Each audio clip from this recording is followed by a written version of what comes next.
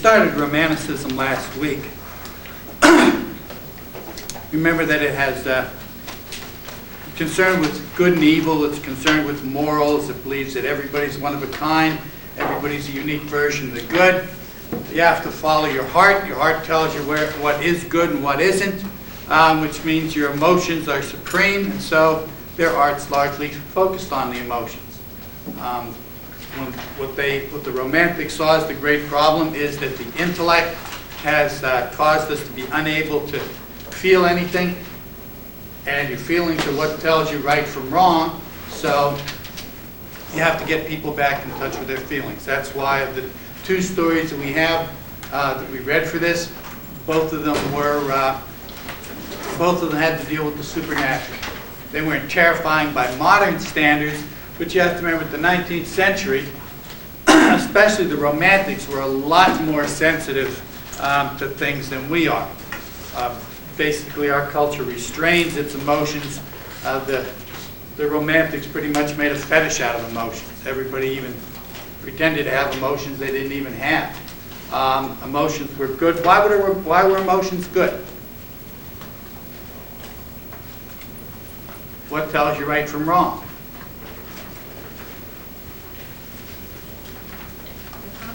Your conscience. Your feelings. Bad feels bad, good feels good. So if you can't feel, you can't tell right from wrong. Use your intellect. Your intellect will always give you good excuses for doing the wrong thing. And so the writer has to put people back in touch with their feelings. I think I might have mentioned the romantic dichotomy at the end of the last lecture. And that comes really back again in Romantic poetry. If you turn that yellow sheet over, on the back side of it is the characteristics of Romantic poetry, and the first one is the spontaneous overflow of powerful feelings. This is Wordsworth and Coleridge in their lyrical ballads had written. Coleridge wrote a preface, and in the preface he said that's what poetry was, the spontaneous overflow of powerful feelings. You remember, the feelings are good, thinking is bad. The intellect is the enemy. The problem, of course, is that if you write in the throes of emotion, you'll sometimes do perfect stuff. But most of the time when people write, it gets better when they revise. That's exactly the opposite of what ought to happen as far as the Romantics are concerned.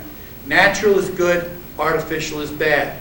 Spontaneous overflow of feelings, that's good. Revision, that should be bad, because the intellect is coming in and saying, this is how you ought to change that line. This is how you ought to change the other line. Past a certain point, revision can make a great poem bad as well. But generally, most poems profit from some revision. So one of the problems with Romantic poetry in particular was that people wrote in this white heat of emotion.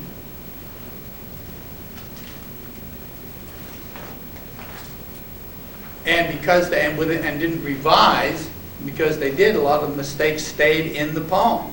And in fact, some of the Romantics thought the mistakes, the weak parts of the poem, were some of the best parts of the poem because they were the most genuine and honest. In other words, the better it worked, the worse it was. So they're kind of caught in their own trap there. The other thing might explain why there's so much in the way of sorrow and sadness in their poems is that if you're going to write when you're having an overflow of powerful feelings, generally you don't want to stop when you're having a really good time. And so the poems are mostly going to be when you're feeling sad and depressed. And that was probably the second, if not the third, of the easiest emotions to conjure up. What was the easiest emotion to conjure up? Fear. Fear. Either sadness or anger is second.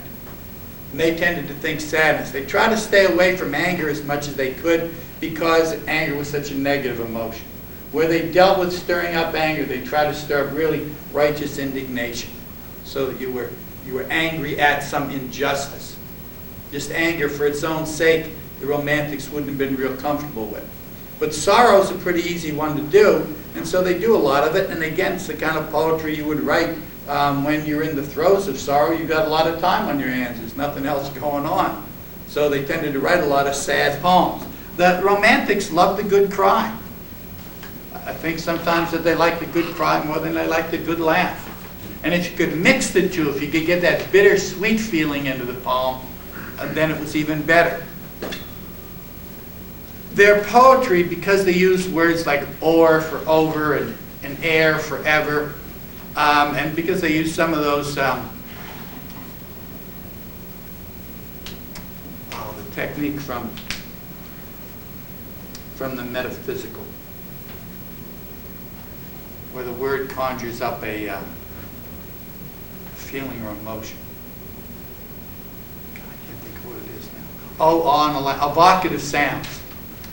Oh, on, alas. They used a lot of those, and that looks pretty artificial to us. But compared to the artificial language of the poetry that preceded them, their poetry looked like common speech. And their idea was that they were going to use common speech, but that it was going to have supernatural intent. It would allow you to see the sublime. And the sublime, you'll remember, is the other world shining through. That cosmic world that this is all a reflection of. And the sublime allows you to see that. To see that something greater than yourself is behind all of this. Remember, because as far as the Romantics are concerned, it's all about this battle between good and evil. And everybody gets a chance. They don't always rise to the occasion, but they always get the chance to be heroic by doing the right thing. Even though nobody ever knows about it, and it doesn't seem to matter much outside of a relatively limited group of people, you're still heroic when you do the right thing. And everything is about that. So they use this common speech kind of poetry, and it has that special intent. You see the sublime. The sublime is not always beautiful. Sometimes it's downright grotesque. But when you see it, you know that it's something special. And that specialness comes from how much it has to do with the cosmic world. So they're always aiming for that. They use a lot of what are called romantic or emotional touchstones. And this is an idea or an object that conjures up an automatic emotional response. If I bring a baby in to class, most people will respond emotionally to the baby. Ooh, how beautiful a baby is. And they'll talk baby talk to it and play with it. Most people will. So that would be a romantic touchstone. That would be something that automatically conjures up an emotional response. The difficulty is only a borderline psychotic is still going to be oohing and on when I've brought in 100 babies in a row. And the idea is if you can't respond emotionally to the 100th baby, then you can't respond emotionally to the 100th mention of the baby. Probably the most common phrase in Romantic poetry is innocent babe. Remember, to the Romantics, we're all born good. So the younger you are, the better you are. You haven't become corrupted yet. So a newborn babe it's almost redundant, really, for the Romantic to say an innocent babe, because all babies are innocent. They haven't even got the concept of doing anything but what's spontaneous and natural to them. And most children don't either. So it stands for that ideal world that we come from. What Wordsworth means when he says, trailing clouds of glory do we come. We come out of the cosmic world from before birth, which is perfect, and we come into this world perfect, and for a while that perfection lingers around us. But then gradually gets worn away, and we become corrupt like everybody else. Now, people strive to keep their goodness, and one of the ways to do it is by reminding them, and the innocent babe is supposed to remind everybody of their own innate goodness. And you're supposed to have an emotional response to that. And they had all kinds of poems entitled Youth, or that mentioned youth. And youth was particularly good as an emotional touchstone because it conjured up more than one emotion. If you were still young, you realize that youth isn't all good. It doesn't really start looking good to you until you get old. And then by comparison, no matter how miserable your youth was, it's certainly better than your old age is going to be. So older people tend to look back on youth with nostalgia, with a feeling, they only remember the good parts. And so it feels good to them. But at the same time, they realize it's gone. So that makes them sad. So it has both joy and happiness in the same poem. Conversely, if you're young and you see the word youth, you know that youth is really mostly a matter of turmoil. You have incredible highs when you're young, but you also have really crushing lows as well. And life seems to bounce back and forth a lot more between those than it does later on in your life. The older you get, the more sane your life gets. The more your peaks and valleys kind of spread out. And they're not as high as they used to be. They're not as low either. The first time you suffer a really terrible disappointment, crushes you. But after you've been disappointed a couple hundred times, you just go, yeah, screw it again. What a surprise. Didn't work out. Oh, that really upsets me. Because it's happened to you so many times. So you lose those ecstasies, but you lose the agonies as well. We all become stoics the older we get, if only on the basis of having been beaten up so badly by life that you just don't come to expect nearly as much as before. So youth sees the poem and responds thinking of both those ecstasies and those agonies, and so there's a mixture of emotions, and old people look back and remember the good parts of youth, but they don't have it anymore. So there's a lot of these, and youth works the first couple times you see it, but the problem is every time you pick up a poem, it talks about youth and innocent babes. I mean, how long is that going to work?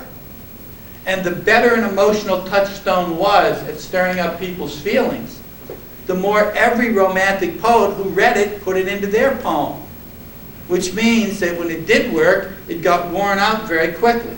So that emotional touchstones tend to become cliches without very much time passing. The initial one was enormously effective, but the effect gets worn off. And then you had, not everybody who writes is a great poet. There's a lot of good poets, and there's a real lot of mediocre poets, and there's even more lousy poets. And the lousy poets take anything that works from anybody else and try to stick it in their poem. And so the bad romantic poems are probably worse than bad neoclassical poems or bad metaphysical poems. Because they get so cliched and because these emotional touchstones get overused. And often, once people identify them as emotional touchstones, they tended to respond to them because they were expected to respond to them. I mean, if you don't respond to a baby, everybody wonders what's wrong with you. Well, when you see the innocent babe in the poem, you're expected to respond as well. And if you don't respond, people will think badly of you. Nobody wants to be thought badly of. So they respond to the mention of a babe, whether or not they actually have those feelings or not. So what you have is a lot of phony responses to the poems, and that only encouraged people to have even more phony responses. That's that cult of sensibility that I mentioned that sprung up around Rousseau. Once you say being sensitive, emotionally sensitive is a good thing, and the good people are emotionally sensitive, everybody wants to be thought well of, so everybody fakes emotional responses even when they don't have them. So at their very worst, what you get from the Romantics is bad poets writing a lot of cliches, expressing feelings that they don't really have, for an audience who doesn't really have these noble feelings either, and isn't as sensitive as it pretends to be, pretending to respond to these lousy poems. So unlike other poetry, you don't have the bad poems getting weeded out as easily. Because everybody, even if it's a bad poem, people think, oh, I should be responding to this thing, and I should be looking sensitive, and so they pretended to, so it was hard to tell what was a good poem that was really moving people, and what was a cliched poem that everybody was pretending to be moved by, so people would think well of. Sounds like a bunch of robots. Yeah, for people who thought that they were championing freedom and individuality, yeah, there were. Well, that's the problem with people, is that most people are robots. Most people are slaves and like being slaves. Being an individual is a very difficult thing, as many of you probably know. I mean, just the fact that you're here sets you apart from other people. And the more you are yourself, the more likely that is to frighten other people. People like other people, and one of the bases is that they're comfortable with them. And they're comfortable with them because they know what they're going to do next. Well, the more individual you are, the less predictable you are. The less predictable you are, the harder it is for people to deal with you. And the more frightening you are to them, the more disturbing you are to them, and so the more you tend to be isolated by them. And so the Romantics thought they were promoting that. Be yourself at all costs. You're one of a kind. You're unique. You're a unique version of the good. You have to live that out. And at the same time, a lot of them were phonies. Most people avoid being individuals because it's such a strain on them. It's hard to be you all the time. Your decisions and your opinions may not be the opinions of the group. And when they're not, the group will withdraw its support and affection from you. It takes a tough person to be able to stand alone. And there aren't that many of them. Most people just want to be accepted, and they'll go along and pretend to be whatever it is they're supposed to be in order to fit in. And the Romantics thought that was terrible, and yet so many of them really seem to have done that. We're supposed to cry over this poem, and so they would squeeze out some tears, because that's what you were supposed to do. At their extremes, the Romantics really were individuals. I mean, the ones who were true Romantics, but it's as hard to find a true Romantic it is to find a true anything. Most people compromise. Pathos, because sadness is one of the easiest emotions to conjure up, is supposed to be a combination of pity and tenderness and sorrow. There's an awful lot of tragedy in life. This is one of the other reasons for rejecting Romanticism is pretty much what the Greeks warned us about. Life is filled with tragedy. If you open yourself emotionally, it's going to be very painful for you at certain times in your life. That's why most people close down emotionally. So they would try to stir up, because people would try to shield themselves from their own sorrows, because there are so many sorrows in life. They would try to cut themselves off from that feeling, and so the Romantic poet tried to stir it up. That's why they went for pathos, which again is the combination of pity and tenderness and sorrow. They wrote about sad things. They didn't really necessarily want to make people feel bad and make them feel suicidally bad, but they did want them to be able to feel that sorrow, because if you can't feel the sorrow, it's not very brave of you to keep on going. Remember, for the Romantics, that's one of the ways of being heroic, is you don't give up on your life. Suicide is probably the worst thing that you can do. It's a tragic thing, because you had your opportunity for heroism, you had your opportunity to continue in the face of difficulties, and you couldn't do it. You fell short, you gave up. The Romantics probably wouldn't blame you for that and see you as a villain, but they would see you as a victim, and they would feel sorry for you.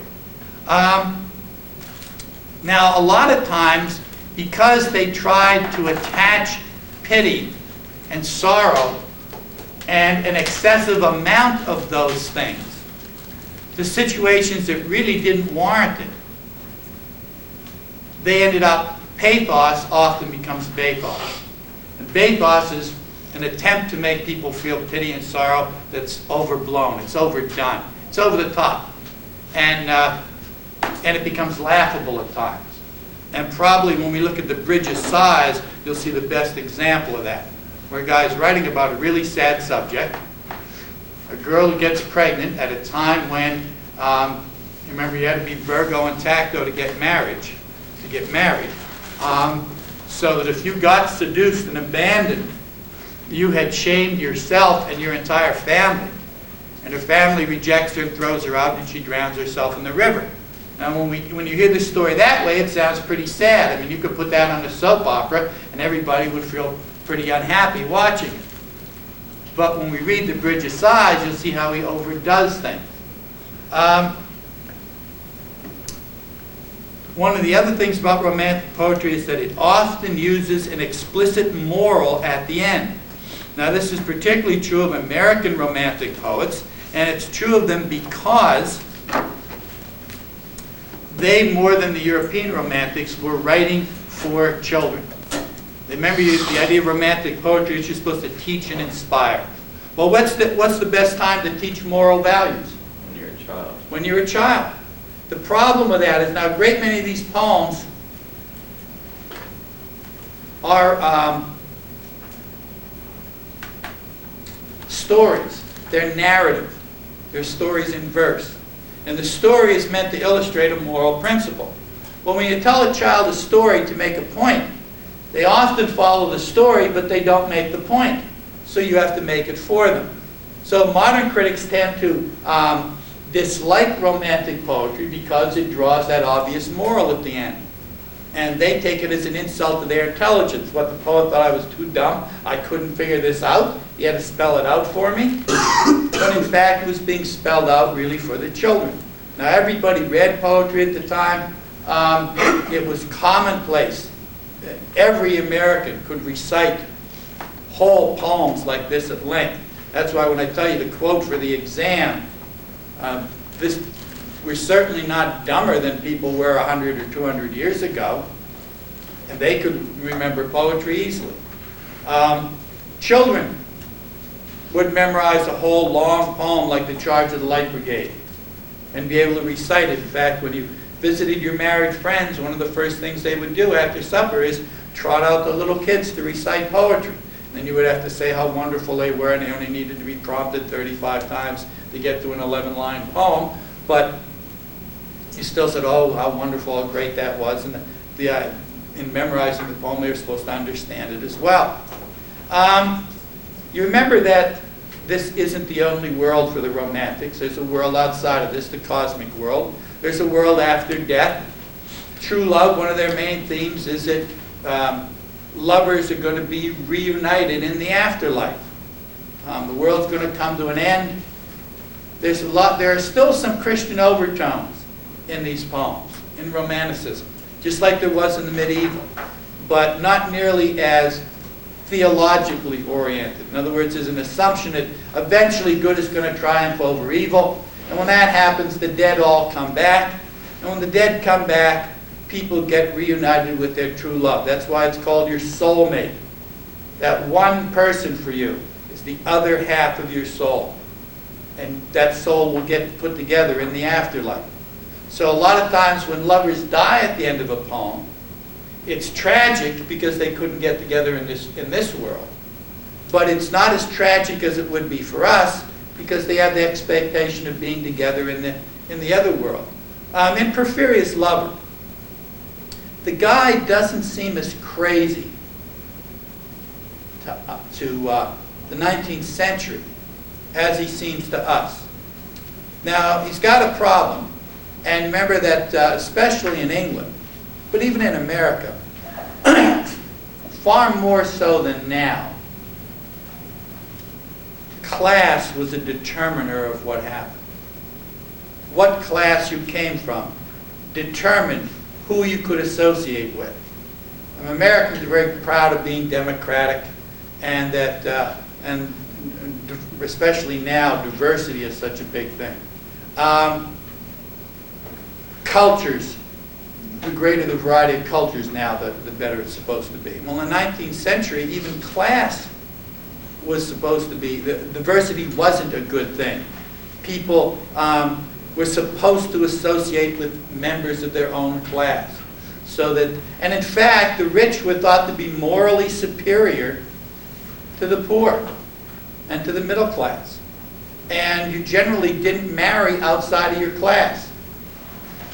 So that you fell in, if you were poor and you fell in love with somebody rich, everybody discouraged that. If you were a rich woman who fell in love with a poor guy and married him, what would your family do?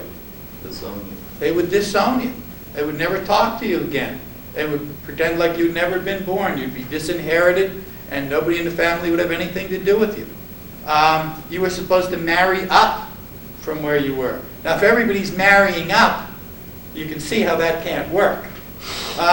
Even within your class, though, there are levels. In other words, if you remember the rich, there are still levels of class within that class. Within the rich, there are the super rich and there are the newly rich, and they're supposed to stay within their little subgroup as well.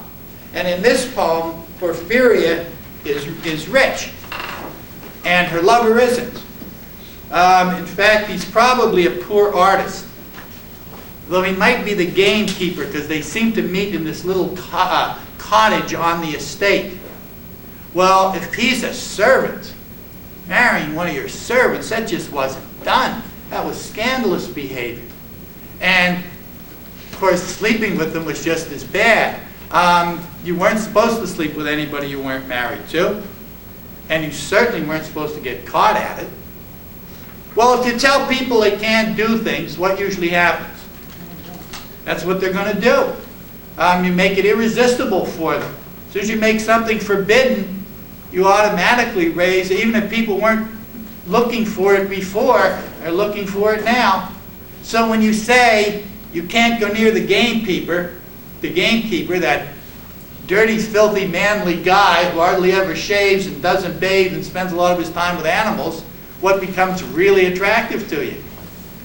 That filthy guy who spends most of his time with animals and who can't read and who's illiterate and gross. And he gets to be the epitome of natural man. Because the romantics come out and say it doesn't have anything to do with money. How good you are is how sensitive you are, how natural you are. Well, the gamekeeper is about as natural as you get. He's not at all sophisticated, and he doesn't follow any of the rules of your level of society, so it becomes pretty irresistible. However, the romantic poets, until you get to, say, D.H. Lawrence, the gamekeeper isn't usually the guy. He's usually a poor, but nevertheless somehow educated young man or young woman who's also an artist. Now, the artist, why was the artist, the line between art and insanity, why was that considered such a thin line for the Romantics? Remember how you tell good from evil? It's your emotions. The artist has to be somebody whose emotions, who's more sensitive than other people, so that he can see the truth better than other people can. Well, the more sensitive you are, the more emotional you are. Who's most likely to lose it? Somebody who's very emotional or somebody who's hardly emotional at all? Emotional.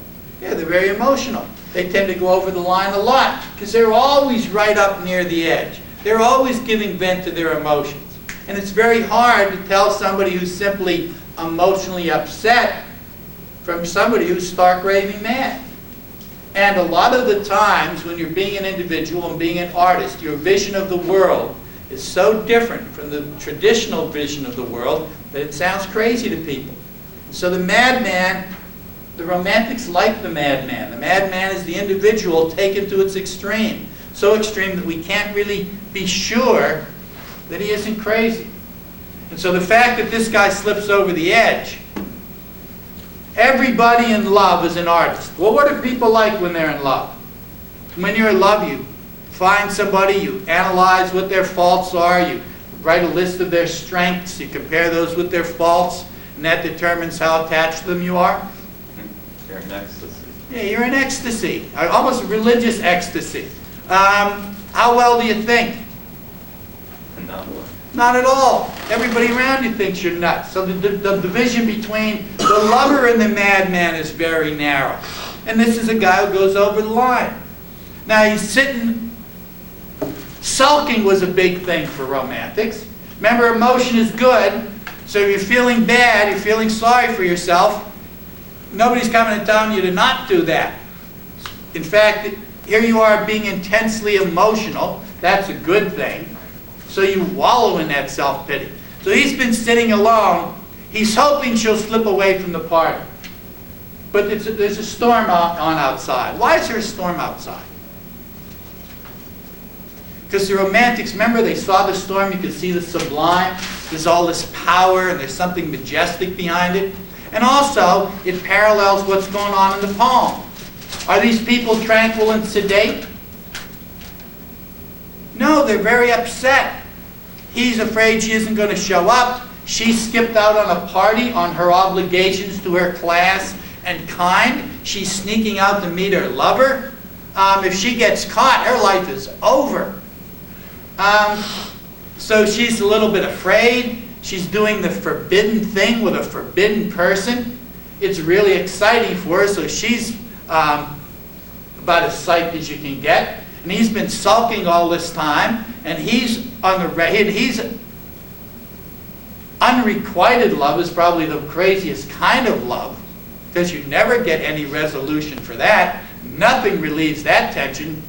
Forget the emotion. The sexual tension alone is enough to drive you over the edge, and you have the emotional tension as well. So these people are really on the ragged edge of emotion, and so it's storming outside.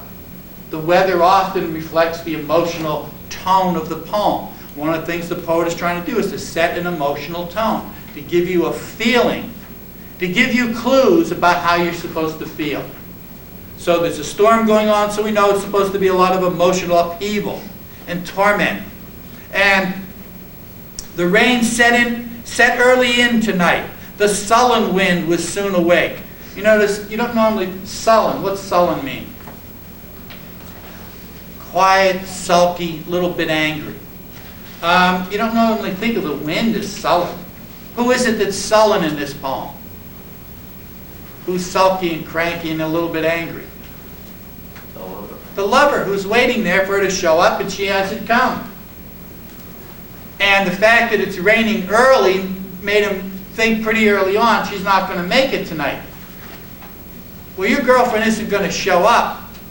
That tends to make you real cranky. So what's going to happen when she shows up? They're going to talk a lot about art and literature. He's going to read a little poetry to her and she's going home.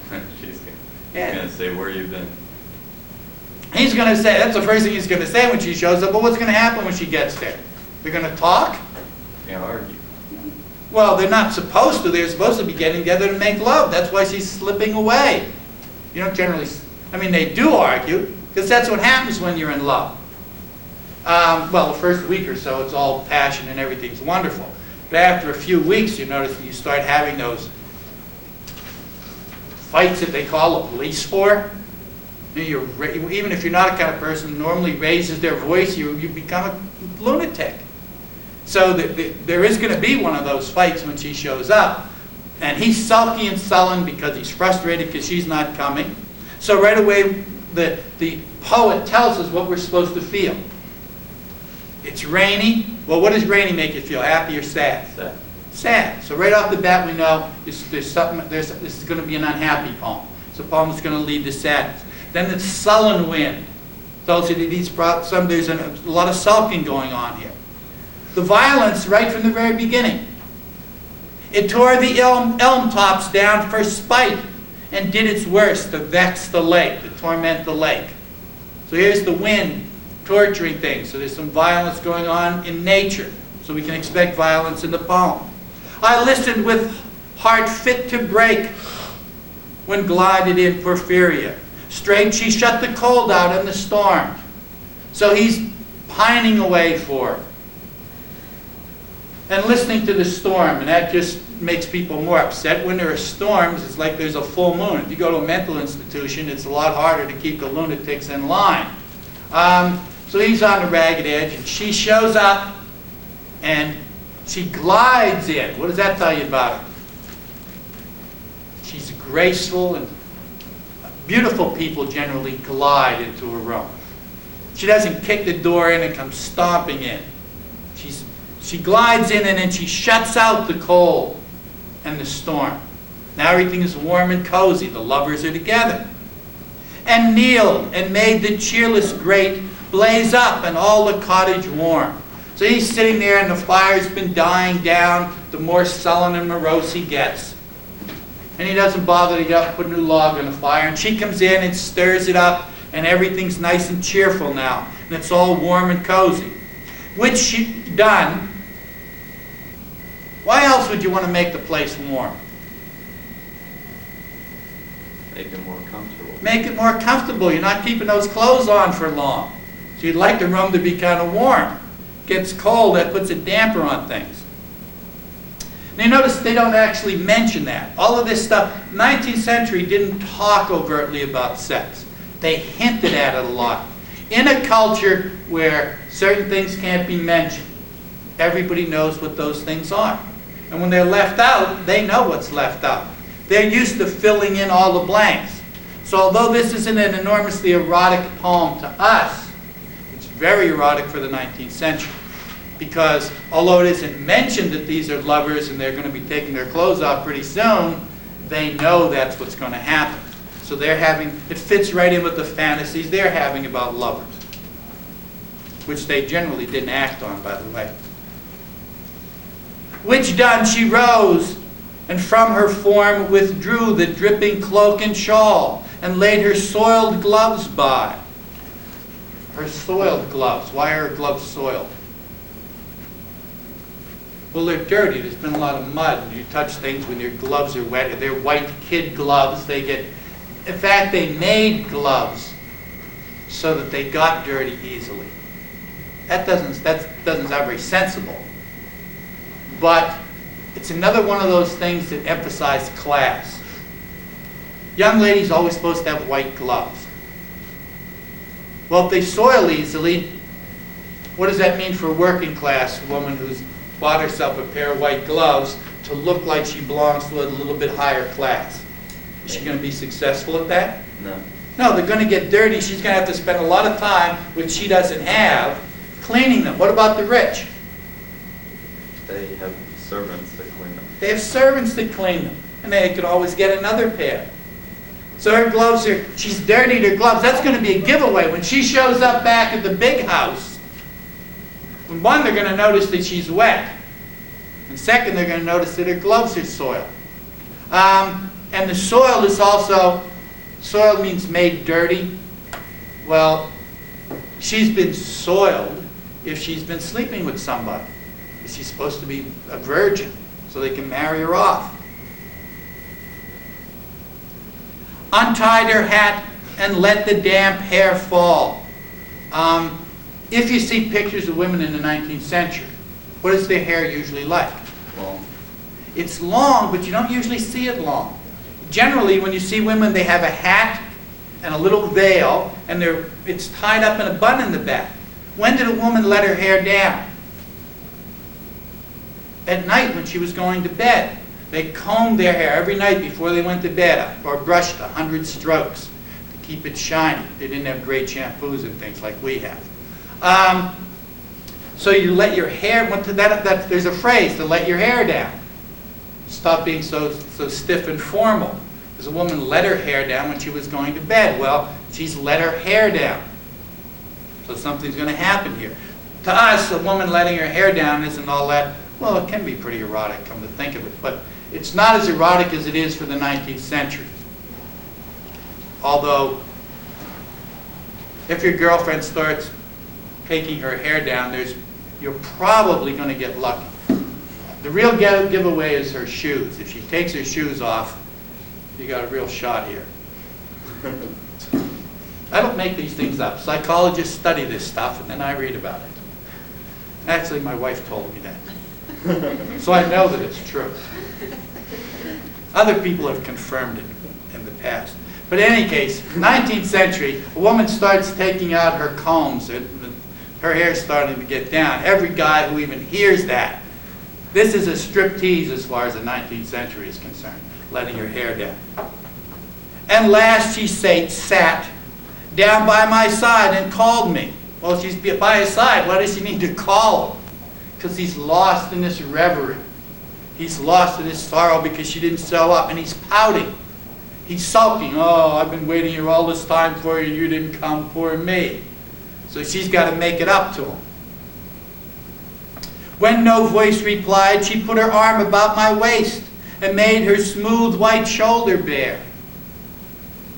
That doesn't sound all that erotic to us, but remember, this is the 19th century. 19th century, guys hung out at carriage stands hoping to catch a glimpse of a well-shod ankle. Remember, they had the high-top shoes, and when they stepped up into the carriage, their skirts came up, and guys got to see the tops of their shoes. Ooh. Well, if you get turned on by the tops of shoes, a bare shoulder, that's way beyond anybody's hopes. So this is a pretty erotic poem. And all her yellow hair displaced, and stooping made my cheek lie there, and spread o'er all her yellow hair, murmuring how she loved me. So she bares her shoulder and she pulls her to him. This is especially erotic because who's making all the moves here? She is. 19th century women weren't the aggressors in sex. Men made all the moves. So this is a woman who's really in love because this is a woman breaking all the rules. The Romantics idealized breaking the rules. Remember, your heart is the only real rule. So it doesn't matter that you're not supposed to take the initiative. The fact that you're in love makes it all okay. And again, this would be a super erotic poem because it's a woman who's making all the advances.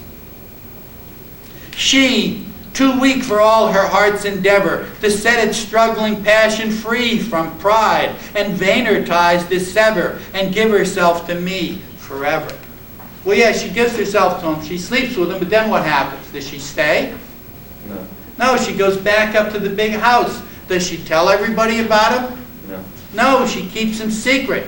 He wants her to break with her family, because they're going to throw her out anyway, and come and marry him and live with him.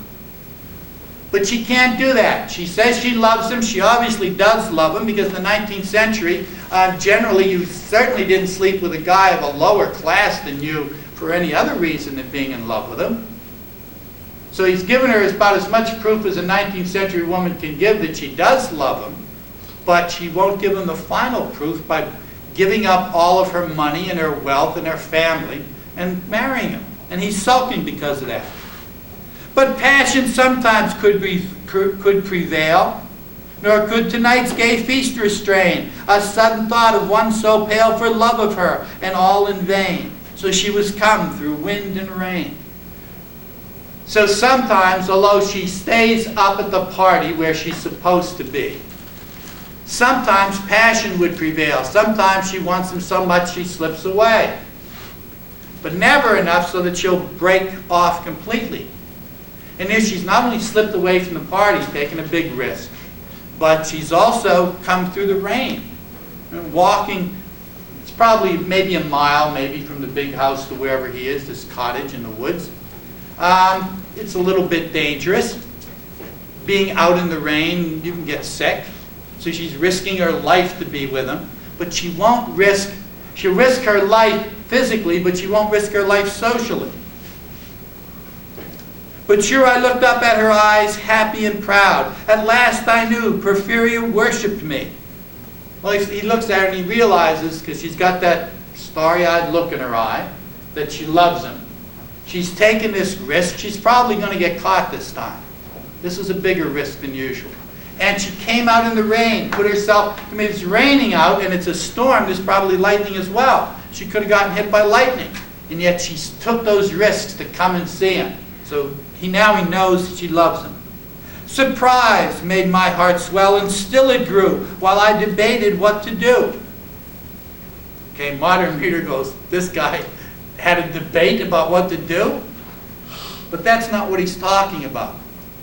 He realizes now at this moment she loves him more than anything. How do you keep that moment? Maybe you make love, but then she's going to go back. How can he keep her there with him forever? That moment she was mine, fair, perfectly pure and good.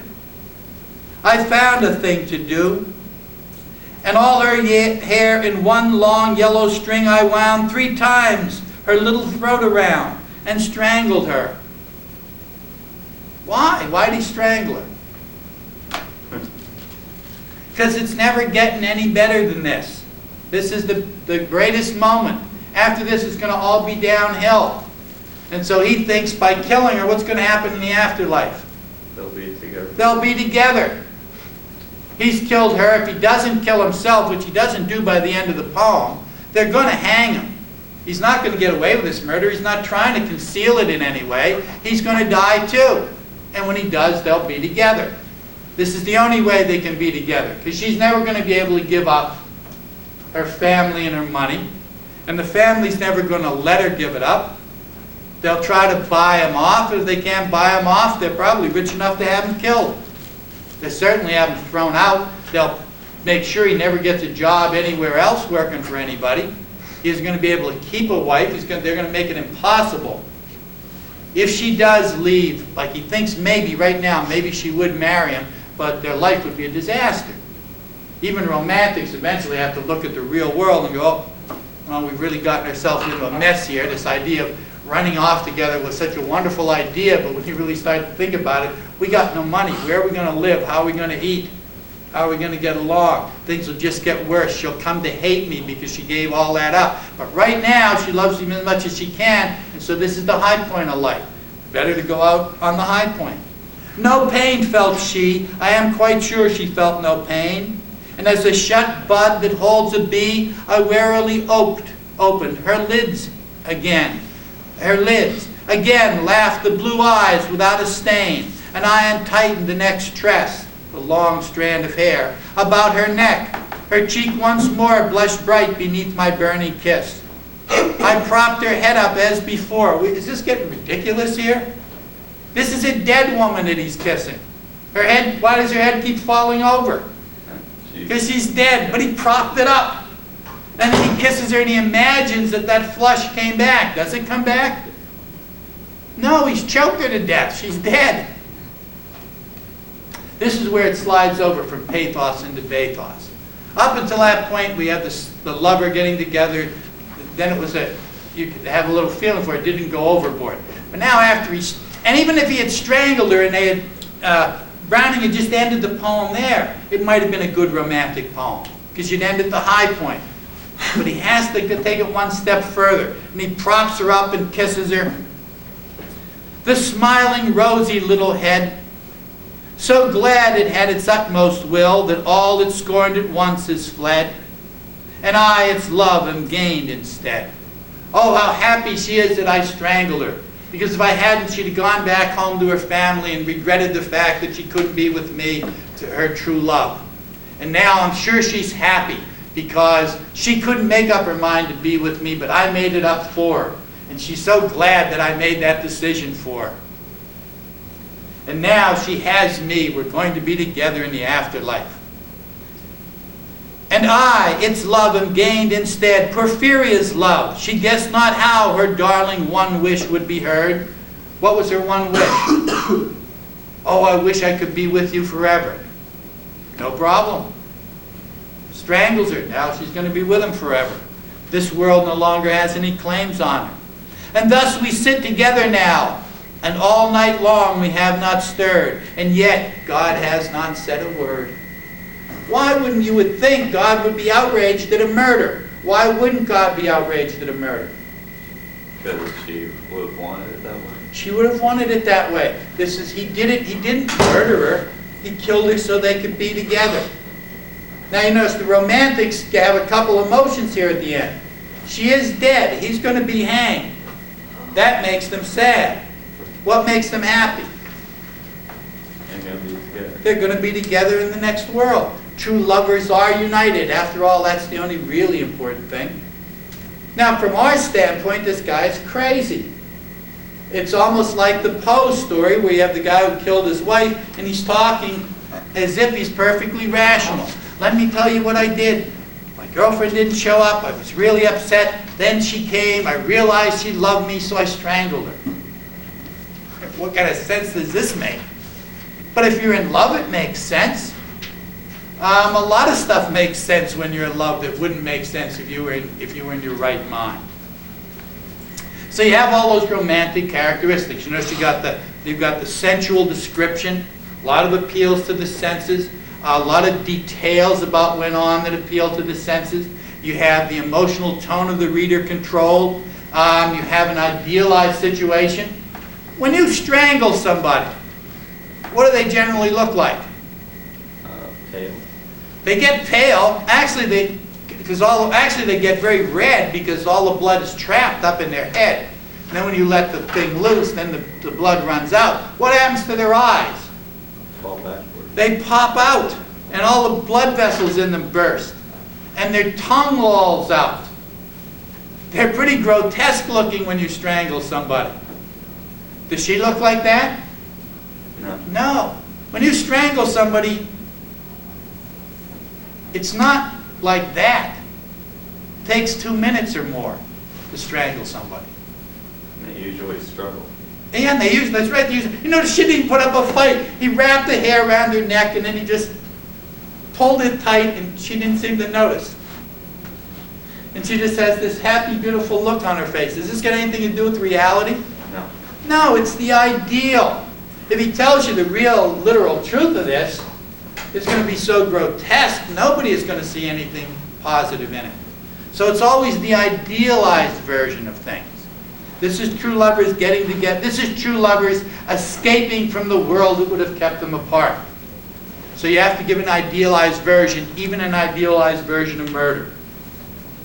When you take a look at She Walks in Beauty, like the night.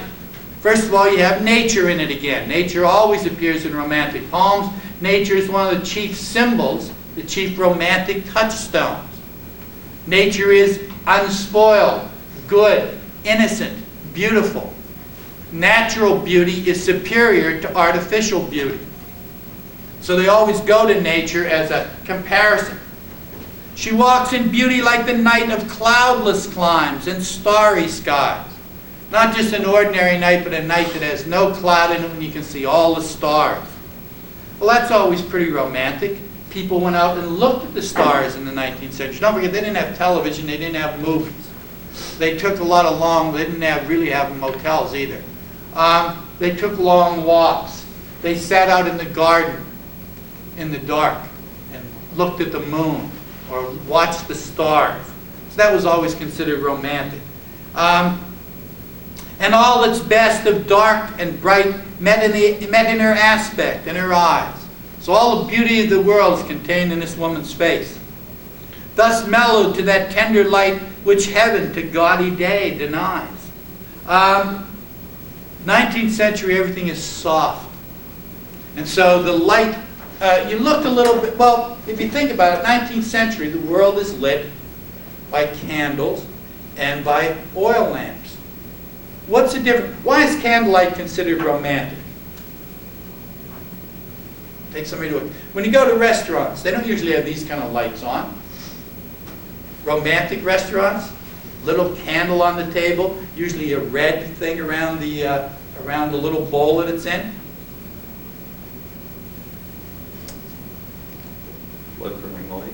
It's flickering and it's soft. It's a yellow light. In fact, one of the reasons maybe why Romanticism flourishes in the 19th and realism flourishes in the 20th is that matter of lighting. Everybody looks good in candlelight. It adds a flush to your skin. It's dim enough so it hides any imperfections. And it's that rosy kind of a glow to everything. Everybody looks good in it. This light, doesn't matter how good your makeup is.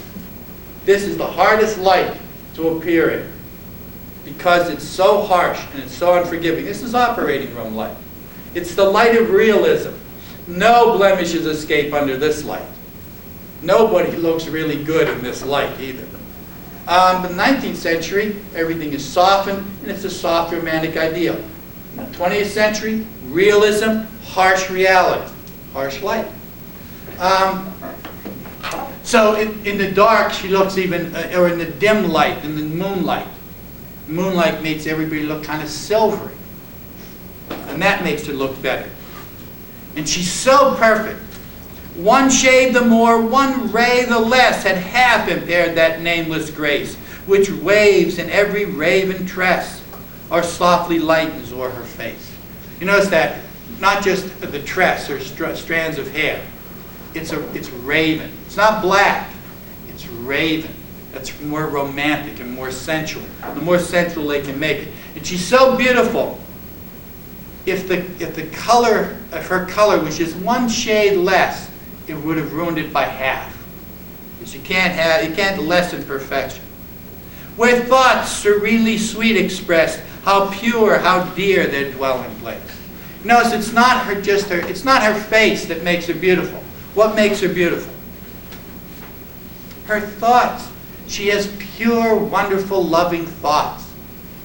The romantics, much as they liked sensuality in the flesh, really only liked it as an extension of the ideal. So he's in love with her person, with her personality. That's what makes her beautiful. She's beautiful inside. And on that cheek and o'er that brow, so soft, so calm, yet eloquent, the smiles that win, the tints that glow, but tell of days in goodness spent, a mind at peace with all below, a heart whose love is innocent. What makes her beautiful is not her physical beauty. It's her innocence, her purity, her goodness. That's part of why he puts her in the night, too. The night usually doesn't have those things. So she serves as this contrast. So what he falls in love with is her soul. For the romantics, women lived for love. Every woman dreamed of having a grand passion. Somebody to love, that hopefully loved them. What did men live to be? Middle Ages, what did men live to be? Heroes. Being a man was all about being a hero. Being brave and strong, defending the weak. Remember, women haven't entirely shed this idea of being the weaker sex, of having to be defended, of having to be taken care of. Men made all the decisions, still. And men were supposed to be brave and heroic. They were supposed to go out and die. They looked on war as not slaughter and destruction, but as opportunities for heroism. Soldiers were considered among the most romantic figures. A young cavalry officer, a handsome young cavalry officer with a black mustache that he could twirl. I mean, that was the epitome of attractiveness for guys. If you look at the charge of the Light Brigade, it's about a military blunder. It's sheer, absolute stupidity that gets all of these guys killed. And yet, it's not a poem of outrage. A command to charge was misinterpreted by an officer. He made his men charged as this long valley. It's in the Crimean War. It's in the lower part of Russia. The English are at this end, and the Russians and the Turks are down the sides of the valley and at the end of the valley. They're up on the high ground. They have cannon. The Light Brigade charges all the way down the valley, being shot at from both sides and in front, all the way down, getting torn apart by the cannon. They get to the far end, they gallop right up the slope, they get all the way up to the guns, they kill some of the gunners. Most of them are dead by this time. Most of the Light Brigade. Can they hold that position? Probably not. No, cavalry can never hold a position. You always have to have infantry to hold a position. Cavalry's good at moving around, but it's not good at standing still and fighting. Once you have horses stand still, they just become bigger targets. I mean, instead of being 6 feet high, you're 12 feet high. You can make a much bigger target standing still. So there's no way they can hold that. There's no way a cavalry charge in itself, unless they broke the line entirely and everybody retreated. And then even then they'd have to have the infantry rush up and take those positions. So there was never a chance that they could possibly have won anything in this charge. It was a dead loss right from the beginning. They gain the position. Obviously they can't hold it, so what do? They gallop back to where they were again. Unmolested? No, everybody's shooting at them from the sides all the way back. So that almost all of them were killed. And they're killed because some officer was stupid, and it comes to class again. Where did the officers come from? Could you rise through the ranks and become a captain or a lieutenant in the cavalry? No. The cavalry were all rich. Remember, you had to have horses. They didn't necessarily supply the horses. Often you supplied your own. And to be a good horseman, you have to have had a horse at some time in your life. You have to be a horse that you could drill. Ordinary people didn't have that. So this is the upper class. These are the aristocrats. That's why their wars were so bloody and so badly fought. Because generally the officer corps were made up of a bunch of twits. They were the upper class who thought everything they did was right. And they were really idiots. And everybody had to listen to them. And so naturally, when you're fighting for an idiot, your heart really isn't in it. You know, as soon as he shows up, oh, this one's even dumber than the last. It's not like Vietnam. A dumb lieutenant shows up who keeps putting his men in danger all the time. What generally happened to him in Vietnam? Gets killed. He gets killed. As soon as the shooting started, somebody lobbed a grenade over to where he was and blew him up. He got fragged. That doesn't happen that much now. If you get caught shooting an officer, well, even in Vietnam you would have gotten the firing squad. But they didn't look into it as closely as they would here. Somebody shoots the captain in the back of the head, a lot of questions are going to be asked at this time. And you can't send back. The major sends you a command to charge. What are you supposed to do? Charge. Charge. You can't send back and go, are you sure you meant that, sir? I mean, it would be incredibly stupid for us to go galloping down into those guns now, wouldn't it? But you can't say that because he's going to look like the idiot he is. But if he's a major, he outranks you socially, probably as well as militarily. You can't embarrass your betters. And so rather than embarrass the guy who gave the bad order, the lieutenant gathers up his men and charges down the valley, gets everybody killed. But you notice it's not treated as stupidity. There's not moral outrage against the class system or the fact that the people who are incompetent run things. Instead, it's all about how brave these guys were. They knew they were going to get killed, and they went out and got themselves killed anyway. That's heroic and admirable. Let's take a break until 3 o'clock, and then we'll finish up the poetry and get on to the prose.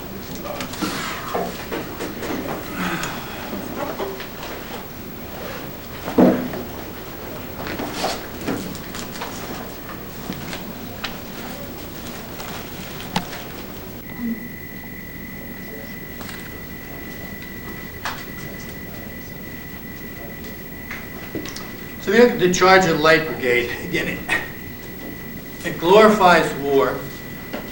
And these guys who, from the modern perspective, look like complete idiots because they knew they were going to get killed and they went and got killed anyway for absolutely no purpose.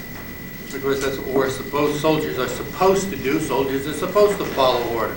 And the fact that you know you're going to get killed makes it even braver to do that. And the fact that you're not going to gain anything by it makes it look braver still.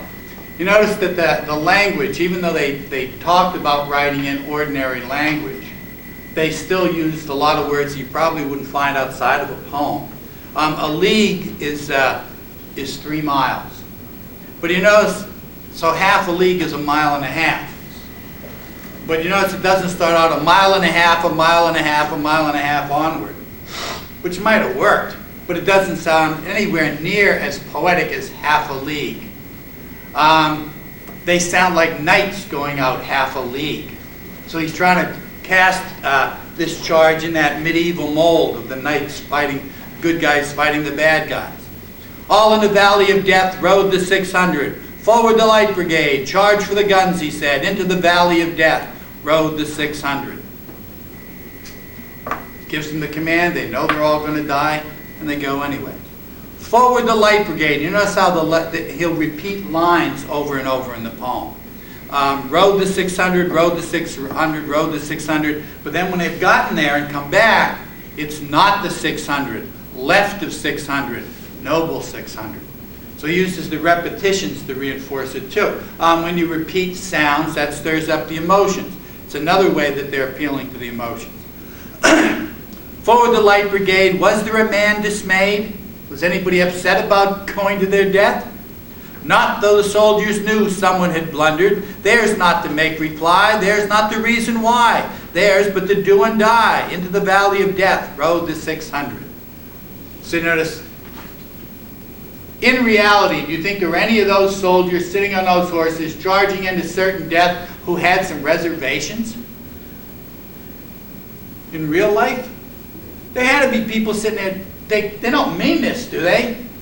Are they kidding? We're going to get killed here. This is ridiculous. But they went. But you notice we don't get presented. Nobody out of that 600 men, you can bet there had to be at least 10 who realized this was stupidity at its utmost and that they were probably going to be killed, and who didn't want to go. And yet we don't see them in the poem. All we see is the heroism in the poem. Cannon to the right of them, cannon to the left of them, cannon in front of them. You notice those repetitions, just like half a league, half a league, half a league. First of all, the poem gallops, just the way a charge of horse would. Volleyed and thundered, stormed at with shot and shell. Boldly they rode and well, into the jaws of death, into the mouth of hell rode the 600. Again, even though they're charging into these guns firing, how much blood do you see in this poem? None. I mean, they're getting blown up with cannon. Heads are being torn off, bodies are being shattered, blood is flying everywhere. Body parts, horses screaming, mud. We don't see any of that in the poems. All we see is the fact that they charge and how dangerous it was. Charging an army while all the world wondered. Plunged in the battery smoke, right through the line they broke. Cossack and Russian reeled from the saber stroke, shattered and sundered. And it makes it look like they won. They charged up to the gunners. These are cavalry officers. They have the sabers, the big swords, and they're hacking away at them, and they killed a whole bunch of them. But they didn't win anything. They couldn't hold the position, so they had to ride back. Then they rode back, but not the 600. Actually, 3/4 of them were killed. That's a really high casualty rate. And again, nothing was achieved by it. Nothing was gained. It was a stupid thing. It was a mistake. And that he doesn't glorify the mistake. He glorifies the men who went out and bravely died anyway. What did they die for? To save face for some upper class incompetent. But Tennyson doesn't deal with that. Tennyson wants to, first of all, he's trying to build the idea of empire anyway. All the world wondered. Now when he says all the world wondered, he doesn't mean all the world went, what was wrong with those people? He means they were in awe of them. There was a sense of wonder. How could these guys have been that brave? Honor the charge they made. Honor the Light Brigade. Noble 600. Notice again, don't look behind it. Don't look at the incompetence that caused all this death. Look at the heroism. Because this is about as ideal as you can get. Here are these romantic figures all charging into death bravely, knowing they're probably not going to survive, and yet they still do it. They're heroic. So we get the idealized version of things. We don't get a lot of gory detail. 3/4 of them were killed, and yet we don't see any of them die. We see the guns firing at them. We see the smoke billowing across. We get sensory detail, but it's never anything negative because it's presenting the ideal, which is what the Romantics do. Let me hold Bridges' eyes for a second. Kubla Khan. This poem doesn't really go anywhere. And one of the reasons it doesn't go anywhere is because Coleridge wrote it when he was stoned. Of course it was only medicine, but he took a large draft of laudanum, a mixture of opium and alcohol, which Edgar Allan Poe was addicted to.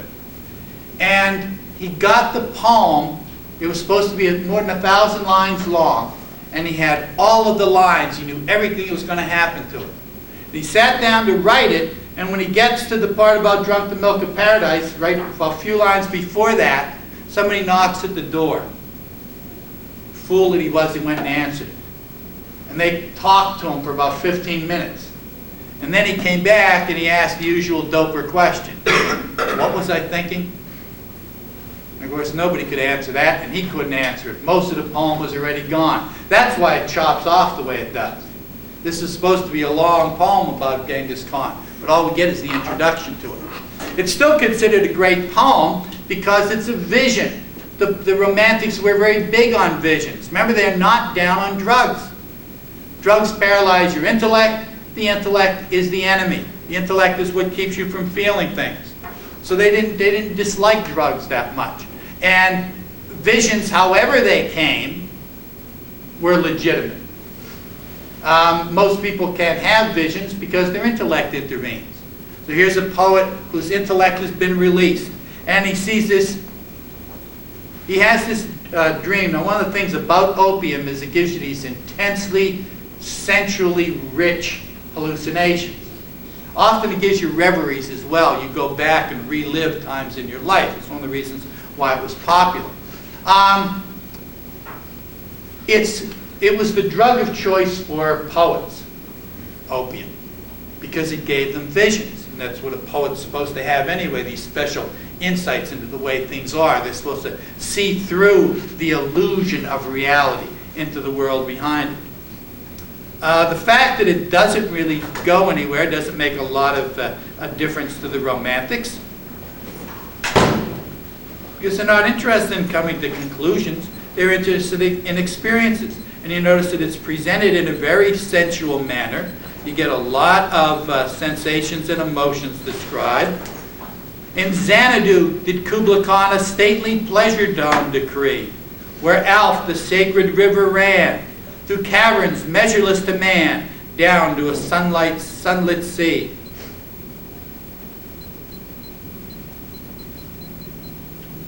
First thing we see again is nature. Even in this vision, we have nature. And this is the natural world acted on. Now, it shouldn't be as beautiful as it is because man is making it, but the details that he gives us on it are almost all ones of wild nature. And blossomed many an incense-bearing tree, and here were forests ancient as the hills, enfolding sunny spots of greenery. And then we have, not only do we have, first we have the gardens, and then we move out of the gardens into wild nature. And wild nature is more beautiful than any gardens anybody could make.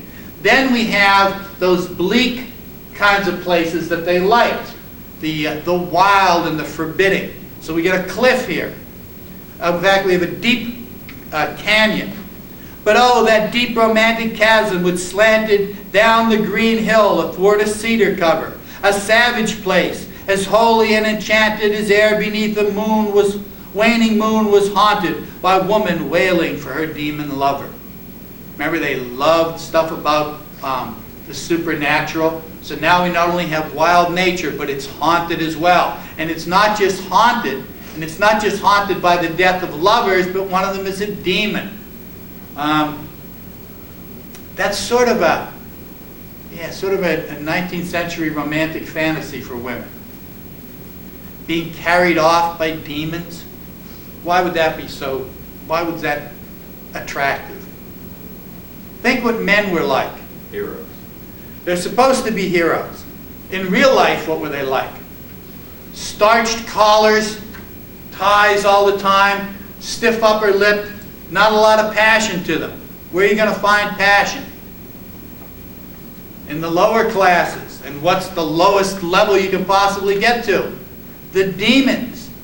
So we're talking about great sex here. Being carried off by demons is what everybody was fantasizing about. So this is one that her demon lover's been killed and she wanders around. Her ghost wanders around wailing for him in the moonlight. And then right near it, you have a volcano throwing up molten rocks. Again, we have nature, but it's uncontrolled nature. What else does the volcano represent? Passion. The eruptions of passion. And heat, which always goes along with passion. And this is uncontrolled. And it's enormous. So this is an enormous passion. And it sinks down into this lifeless ocean. Amid this tumult, Kubla heard from far ancestral voices prophesying war. There's the heroism coming back in. We got love and passionate sex in the first part of the poem, and then there's going to be heroism in the second.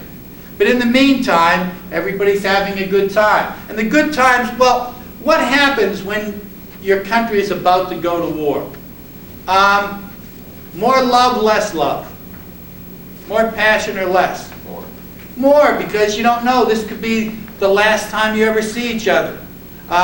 These brave and handsome young men may be dead before long. And so all of the rules about waiting and having a long courtship and having a church marriage, a lot of that goes out the window. The only chance these lovers are going to have to get together may be now, this moment, tonight. And so passion is enhanced. And so in the pleasure domes, everything is much more sensual than it would be otherwise.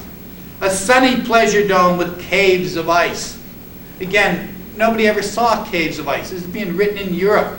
You have to go to the poles. There were stories coming back about that because of the exploration of the poles. But it was a romantic place nobody had been. And of course, its ice is pure and crystalline, so it has all those connotations as well. A damsel with a dulcimer. She couldn't just have a harp or a guitar, or she couldn't show up with an accordion. It has to be this romantic instrument you can only find in Afghanistan. In a vision once I saw, it was an Abyssinian maid, and all her dulcimer she played, singing of Mount Abora. Could have I revived within me her symphony and song, to such a deep delight 'twould win me, that with music loud and long I would build that dome in air, that sunny dome, those caves of ice, and all who heard should see them there. If only I could get back that song that I heard in my vision, I could write the poetry which would make this place real for people. And if I did, all should cry, beware, beware, his flashing eyes, his floating hair. Long hair like the Cavalier poets, the metaphysicals. Weave a circle round him thrice. 3 circles. Remember, 3 is still sacred from the medieval times. Because this is a magician. This is a guy who's gone over to the dark side. And close your eyes with holy dread, for he on honeydew hath fed, and drunk the milk of paradise. This is not only a poet, but this is a stone poet. The milk of paradise is laudanum. When you mix opium and alcohol, it's a milky liquid. So that's the milk of paradise. This is a guy who's broken all the rules. Is his intellect being used here at all? No, it's utterly gone. So this is natural man. This is a guy reduced to his passions. That's why you got to draw a magic circle around him. This is the most dangerous guy who's going to show up. What will happen when this poet shows up? What will the women do? Be afraid. No, they'll fall all over them. Oh, they'll be afraid, but he'll be irresistible to them. This is a guy without rules. He's not all hemmed in and rigid like their husbands and their boyfriends and their suitors. This is a guy that can take you to the heights of passion. And he's a poet, so he's so sensitive as well. And he's also drugged, so he's got nothing to hold him back. This is that the more uptight the times, the more the fantasies will be about the removal of all those restraints. So here's a guy without restraint. So that's why you have to weave this magic circle around him, because he's dangerous, because he's going to be irresistible. We have another very sensual poem, and probably no more sensual one than the Eve of St. Agnes.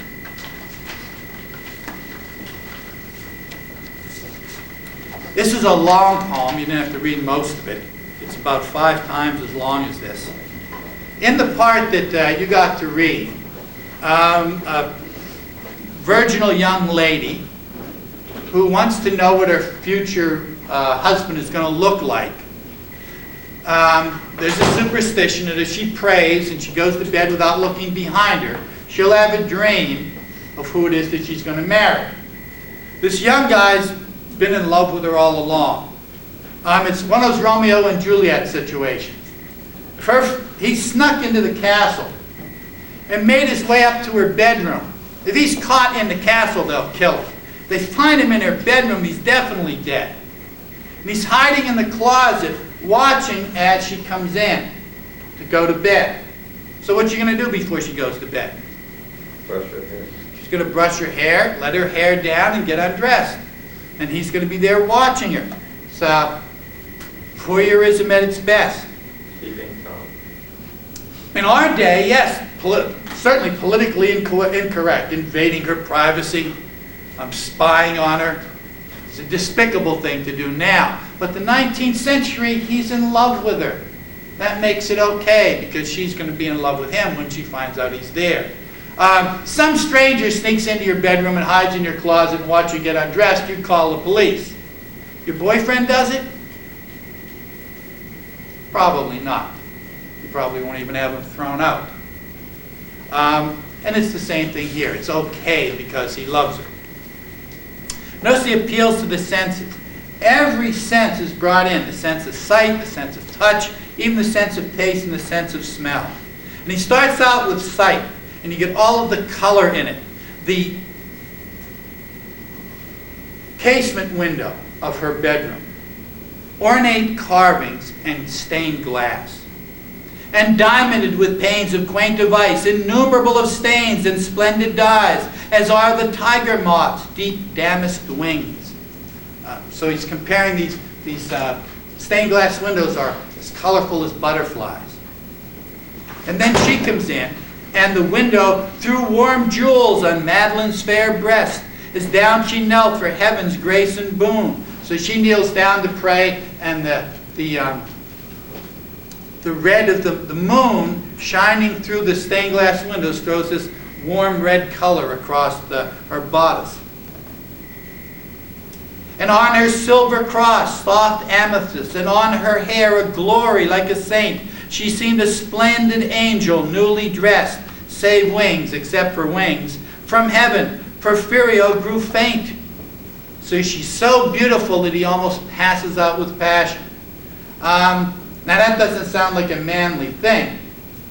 You see your girlfriend starting to get undressed and you pass out. That wouldn't be considered a particularly admirable guy. But in the 19th century, remember, the more sensitive you are, the better you are. And beauty is one of the things you're definitely supposed to respond to. And she's so beautiful that he gets weak in the knees looking at it. But he doesn't pass out. She finishes her prayers. Of all its wreathed pearls, her hair she frees. Letting her hair down. Remember, that's again 19th century striptease. Although this is taking place in the Middle Ages. Romance comes from the medieval romance. So naturally they wrote a lot of things about knights and about previous times when romance was in flower. Unclasps her warmed jewels. Why are her jewels warm? She's been wearing them. They're next to her body. One by one loosens her fragrant bodice. It's sort of a low-cut blouse with string ties. She opens them. By degrees, her rich attire creeps rustling to her knees. So her clothes, they just drop off. They fall rustling. No, they don't get stuck. She doesn't get tangled up with them and start trying to kick them off and stumble over them and fall on the bed. It's one of those fantasy things. I mean, in real life, getting undressed before you make love, is that a real ballet most of the time? No, you can find a guy who knows how to unhook a bra from this side. That's fairly rare. Usually they need some help. It's clumsy, it's awkward. Clothes just don't melt off people in real life. But when you look at the movies, that's the way it always works. Everything is so graceful and wonderful. And it's the same thing here. Everything is idealized. Half hidden like a mermaid in seaweed, pensive a while, she dreams awake and sees in fancy fair St. Agnes in her bed, but dares not look behind, or all the charm is fled. So she's standing there without her clothes, swaying in the moonlight, thinking about how she's going to go and dream about her who she's going to marry. Soon, trembling in her soft and chilly nest, you notice again, brings in the sense of touch. In sort of wakeful swoon, perplexed she lay, until a poppied warmth of sleep oppressed her soothed limbs. Poppies are opium, so she's kind of drugged with romance.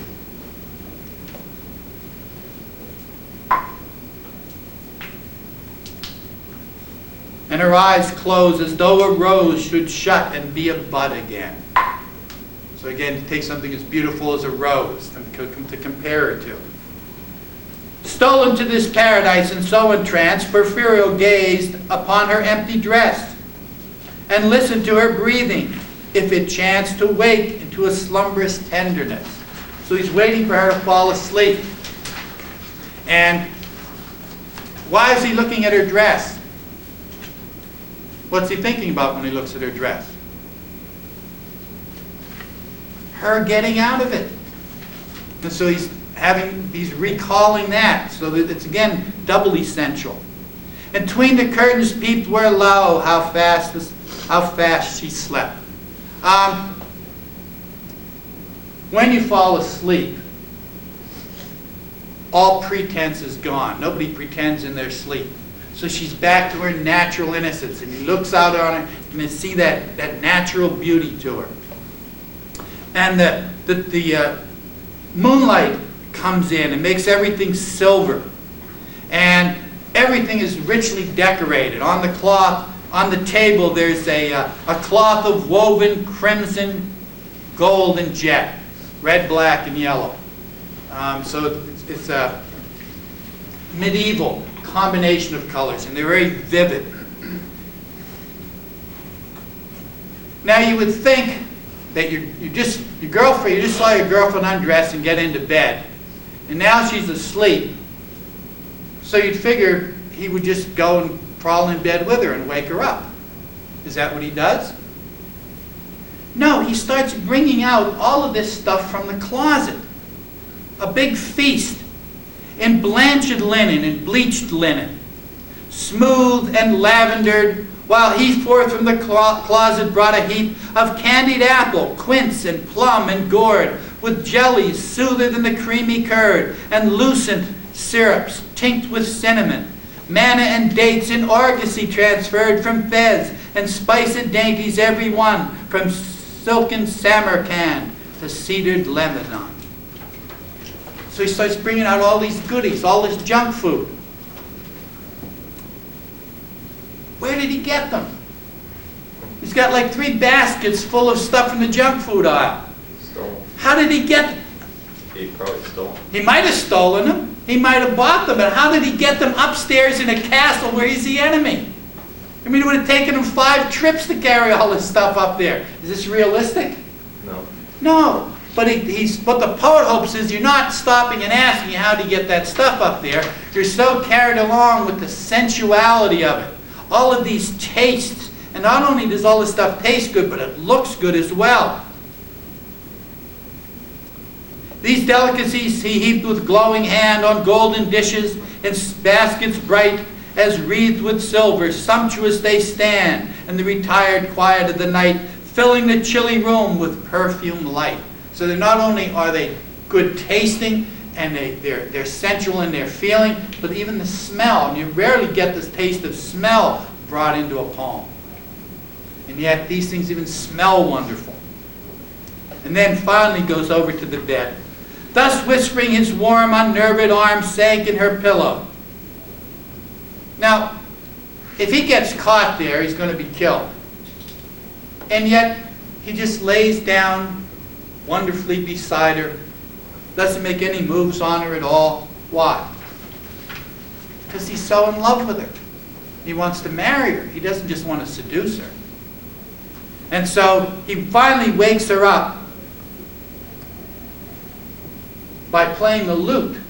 Like nobody's going to notice there's music coming from her room. This is the castle. It's quiet. Doesn't matter. He plays that, and she wakes up and sees that it's him. And she doesn't panic or anything. She's overjoyed to see him. Wherewith disturbed, she uttered a soft moan. He ceased. She panted quick. And suddenly her blue afraid eyes wide open shone. This guy is there in her room, and she knows him from before. And she is in love with him. And he doesn't rush to her. He kneels down in front of her. and begs her to come with him. There was a painful change that night expelled the blisses of her dream so pure and deep, at which fair Madeline began to weep and moan forth witless words with many a sigh, while still her gaze on Porphyro would keep, who knelt with jointed hands and piteous eye, fearing to move or speak, she looked so dreamily. So she thinks she's still dreaming. Oh, it's him. I'm glad it's him. He's the one I hoped I would end up marrying. So she thinks he's still a dream, and he's there in an attitude of prayer to show he's completely harmless. And then he asks her to go with him, and they gallop off into the night on this charger, whose hooves ring as they gallop out. And all of her kinsmen rise up in the night and go looking for her, but they never find them, and the true lovers escape at the end of the poem. You notice it's super sensual.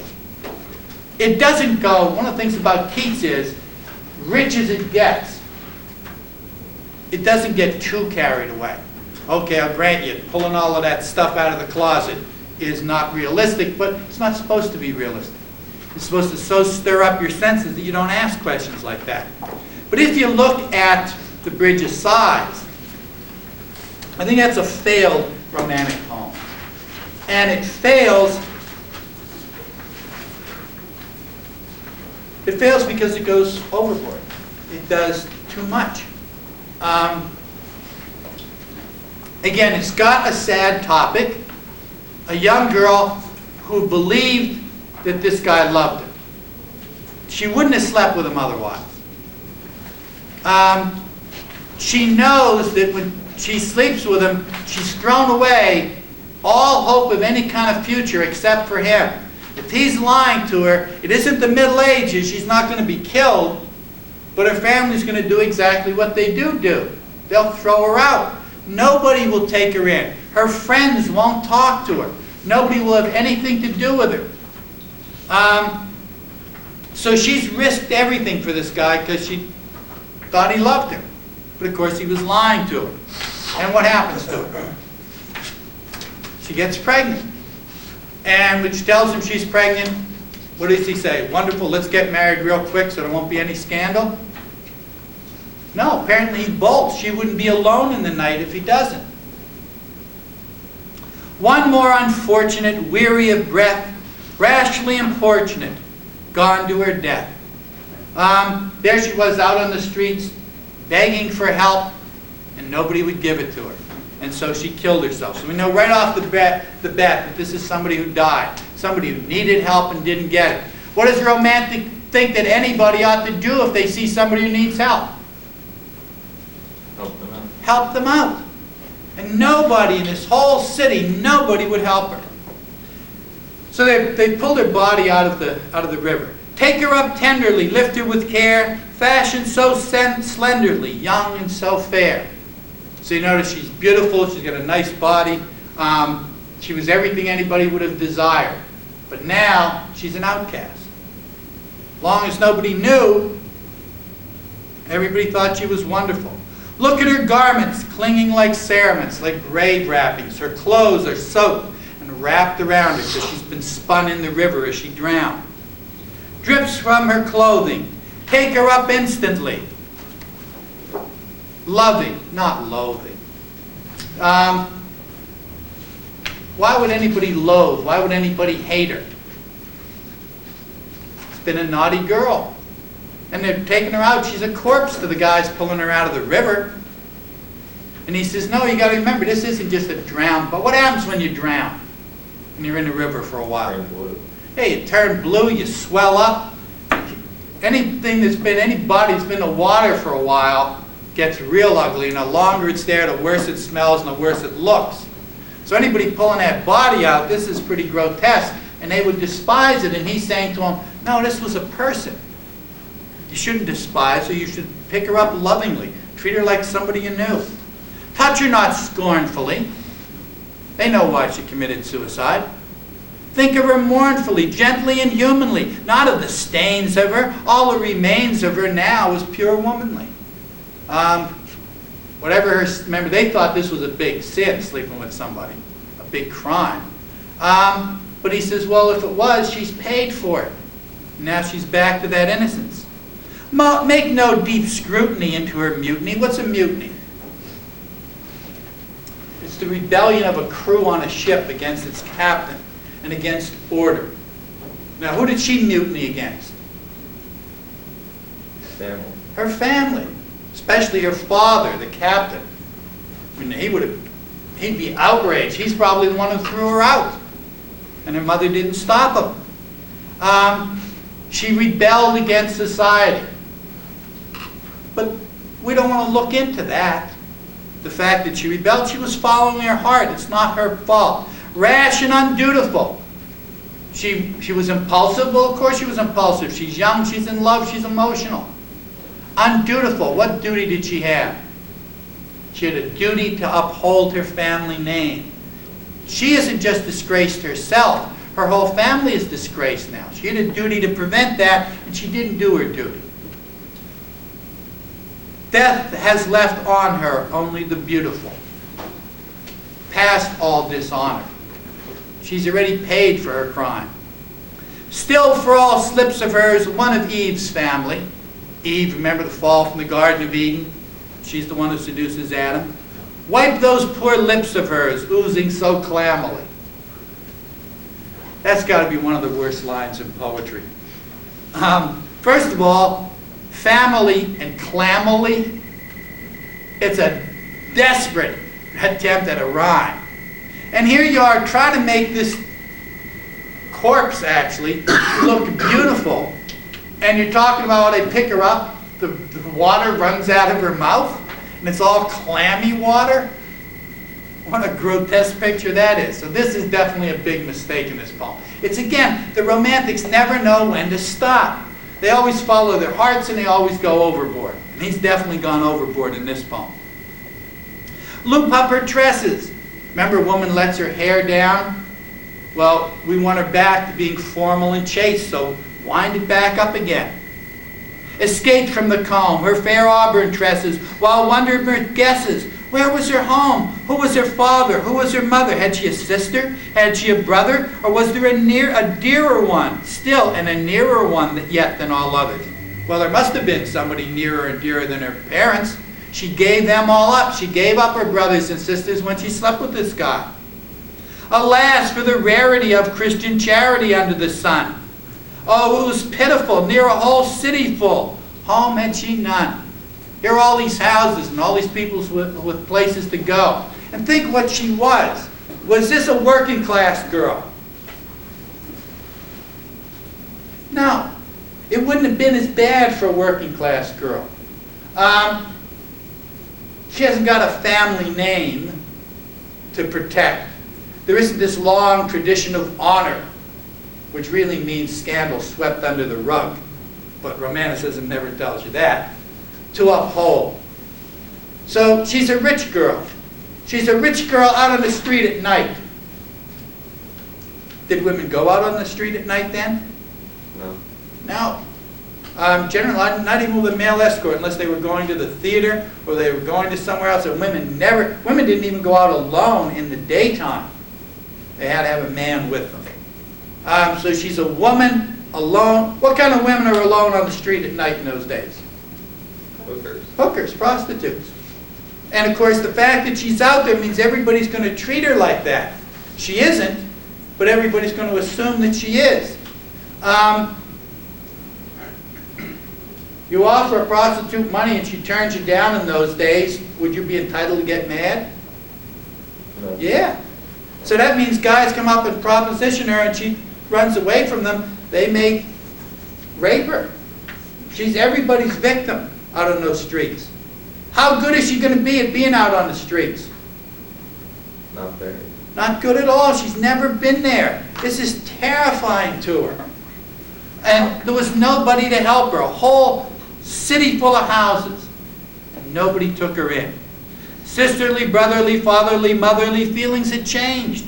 Love, by harsh evidence, thrown from its eminence. Normally love is placed up on this pedestal, but she acted on it. She's obviously pregnant. That's why they threw her out. Even God's providence seeming estranged. Nobody seemed to be around. Even God didn't seem to give her any help. Where the lamps quiver so far in the river with many a light, from window and casement, from garret to basement, she stood with amazement, houseless by night. They threw her out. She's stunned. She got no idea what to do. She's never been on the streets before, and her family's been everything to her, and they threw her out. The bleak wind of March made her tremble and shiver, but not the dark arch of the black flowing river. You notice how this, here's another problem with this poem. It's a sad poem, but the rhythm of the poem dances along. So you got a happy rhythm and a sad subject. Doesn't work.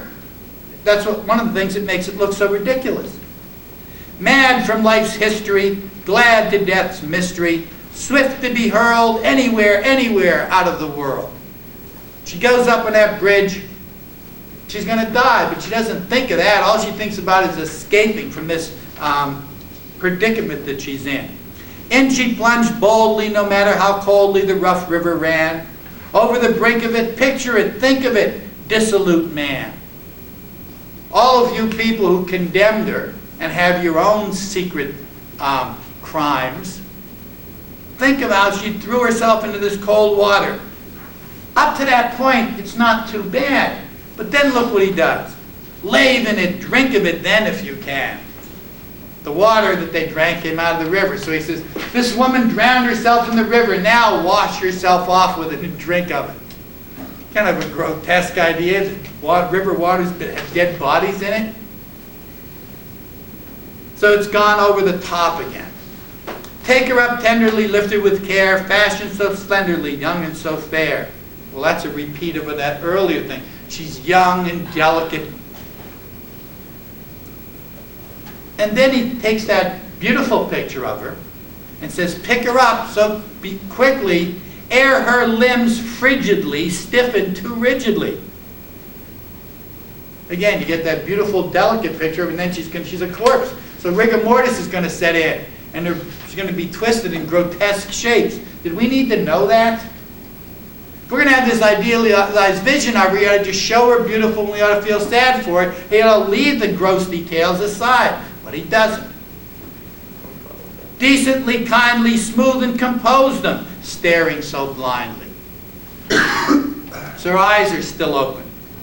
Dreadfully staring through muddy impurity, as when with the daring last look of despairing, fixed on futurity. So they're those dead eyes that are staring off into what T.S. Eliot called death's other kingdom. It's that look on your graduation picture. Staring off. And these eyes are staring, and what are they looking at? And they're looking at because that's when you get that picture taken, you're supposed to be looking off at your beautiful future, and she hasn't got one. Perishing gloomily, spurred by contumely, by all the laws, lies, and gossip, cold inhumanity, burning insanity into her rest. Cross her hands humbly. You know how hard it is to read these things because they're such desperately bad rhymes. As if praying dumbly, meaning without words, over her breast. Owning, accepting her weakness, she gave in, she was seduced for love. Her evil behavior, but leaving with meekness her sins to the Savior. That's the time again which that Christianity dominates a lot of the culture. And what are Christians supposed to do when they come across people who've done things that are wrong and are sorry for them? Tell them about it. They're supposed to forgive them. Did anybody forgive her? No. So he's saying at the end, leave what she did wrong to God who's going to judge it. Because you're in no position to judge it. You're part of dissolute man. You've probably done some bad things in your life too. Keep that in mind when you pick up the body.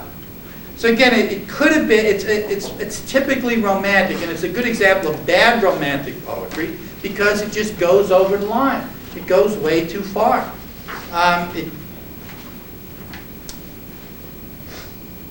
It overemphasizes things. It works contrary to its purposes, where it's trying to give us a beautiful image. It brings in the grotesque detail. Where it's trying to make us feel really sad, it has those awful things about her lips oozing clammily, which almost makes you laugh. So it's really a completely inept poem, and what happens when a romantic poem goes bad. Anybody make questions on romantic poetry? Now, when we look at romantic prose, Most of the things that apply to romantic poetry also apply to romantic prose, plus some other characteristics. First of all, it's focused on the ideal world. Even more so than poetry, it's about that battle between good and evil. It's about the supernatural, that there is a world beyond this world, that something benevolent is directing that world. The characters are idealized. They're either heroes or they're villains. When you look at The Signal Man, that one's unusual because there isn't an actual villain in it. Classic romantic plot.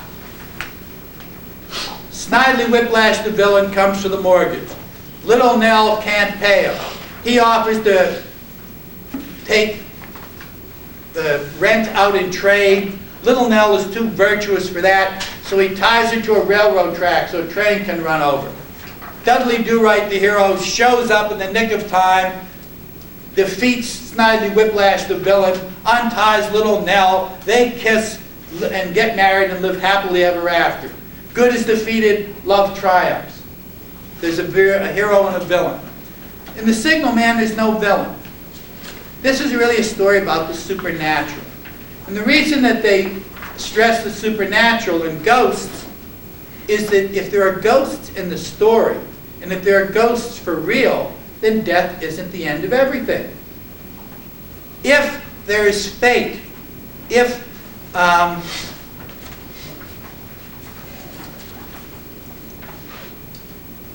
things all work out in a particular way, it means something is directing them, something benevolent.